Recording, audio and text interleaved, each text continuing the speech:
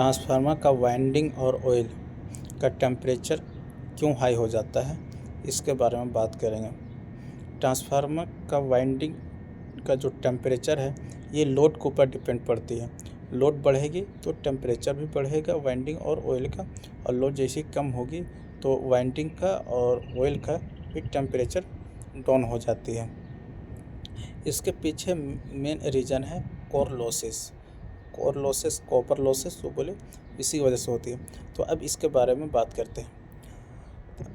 Transformer में जब high magnitude current जब फॉलो होती है तो वाइंडिंग के अंदर कॉपर लॉसेस होती है, और कॉपर लॉसेस के अंदर दो चीज़ होती है, एक एडी लॉसेस होती है, एक हिस्टेरिस लॉसेस होती है। ये दोनों के लॉसेस की वजह से कॉपर लॉस होती है। कॉपर लॉस जो होती है ये कोर पे होती है। ट्रांसफार्मर की जो वाइंडिंग जिस पे की जाती है उसको कोर बोलते हैं। उस कोर हीट होने लगता है। जब हीट होती है उसके वजह से ऑयल का टेम्परेचर क्या हो जाता है, बढ़ने लगती है।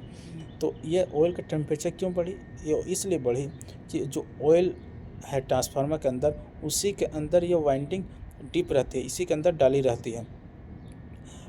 और ये जब हीट होगी, कोर लॉस होती है ज़्यादा, तो ये ट्रांसफार्मर की टेम्परेचर बढ़ने लगती है और वाइंडिंग का भी टेम्परेचर बढ़ने लगती है।